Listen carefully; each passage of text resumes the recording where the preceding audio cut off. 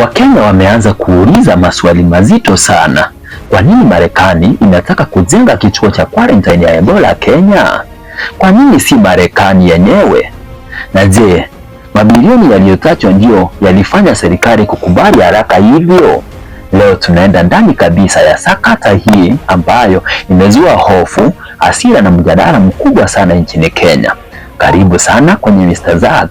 Mimi ni Nyambunde Zack na leo tunaenda kuchambua kile ambacho watu wengi wanaona kama moja ya maamuzi yenye utata mkubwa wa serikali ya Rais William Ruto. Hakikisha umesubscribe, maana hapa tunachambua mambo bila kuficha.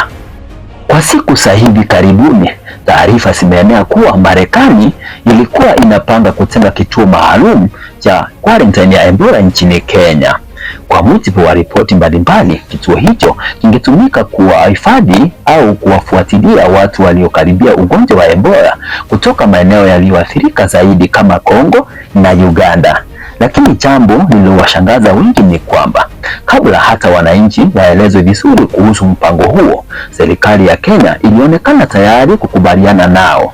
Na hapo ndipo maswali yakaanza kuibuka. Kwa nini Kenya? Kwa nini si Marekani? Na je, kuna pesa kubwa zilikuwa nyuma ya mpango huo? Ripoti zinaonyesha kuwa Rais William Ruto alifanya mazungumzo na viongozi wa Marekani kuhusu ushirikiano wa afya na namna ya kukabiliana na Ebola Afrika Mashariki. Katika mazungumzo hayo, Marekani iliahidi kutoa zaidi ya dola milioni 13 za Kimarekani kusaidia Kenya kuimarisha maandalizi hayo ya Ebola. Ukigeuza kwa pesa ya Kenya, hiyo ni zaidi ya shilingi bilioni 1.7. Fedha hizo zilielezwa kuwa zingesaidia vifaa vya afya, mafunzo ya wahudumu wa afya, mifumo ya uchunguzi pamoja na maandalizi ya quarantine. Lakini hapa ndipo wananchi wengi wakaanza kupata wasiwasi, kwa sababu Wakenya wengi hii haikuonekana kama msaada wa kawaida wa afya. Walianza kuona kama Kenya inaweza kuwa inakubali kubeba hatari kubwa kwa sababu ya fedha kutoka nje.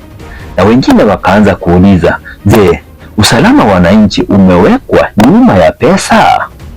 Swali lingine ambalo lilijitokeza hapo ni mbona Marekani isichenge kwao?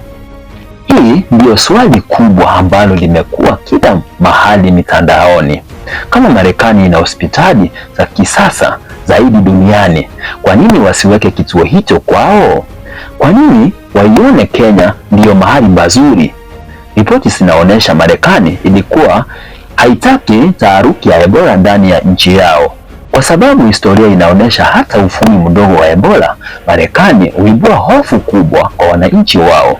Kwa hiyo baadhi ya wachambuzi wanaamini Marekani ilitaka kituo hicho kiwe mbali kidogo na ardhi yao, lakini bado kwenye eneo ambalo lina miundombinu bora, na hapo Kenya inaonekana chaguo rahisi. Swali jingine kubwa ni hili: kama Kongo ndiyo inaathirika zaidi na Ebola, mbona kituo kisichengwe huko? Majibu yalitolewa ni kwamba mashariki mwa Kongo kuna vita, waasi na changamoto za usalama, lakini wakosoaji hawakuridhika. Wanasema kama mataifa makubwa kweli yanataka kusaidia Afrika, basi wachenge hospitali ndani ya Kongo badala ya kuhamisha mzigo kwa Kenya. Kwa sababu kwa mtazamo wa wananchi wengi, Kenya inaonekana kama imegeuzwa eneo la kati na mataifa makubwa. Baada ya wananchi, wanaharakati na mashirika ya sheria kupinga mpango huo, Mahakama Kuu iliingilia kati. Mahakama ilisimamisha mpango huo kwa muda, sababu kubwa ikiwa wananchi hawakushirikishwa kikamilifu. Kuna hofu ya afya kwa umma na serikali haikuwa imeweka wazi kila kitu kuhusu mpango huo. Hii ilionyesha kuwa hata mfumo wa sheria uliona kuna maswali ambayo bado hayatajibiwa vizuri. Na hapo ndipo mambo yakawa mazito zaidi, kwa sababu Wakenya wengi walikumbuka kipindi cha Corona. Wakaanza kujiuliza maswali haya: mnakumbuka wakati ule wa Corona? Mataifa mbalimbali yalituma misaada, mabilioni ya pesa yaliingia Kenya. Kulikuwa na ahadi kubwa kuboresha hospitali, kusaidia wananchi kununua vifaa vya matibabu na kusaidia watu waliopoteza kazi. Lakini mwisho wa siku, ripoti nyingi zilionyesha fedha nyingi zilipotea kupitia ufisadi. Kulikuwa na madai ya maski kununuliwa kwa bei ya juu, fedha kutoweka na baadhi ya viongozi kujinufaisha wakati wananchi walikuwa wanateseka.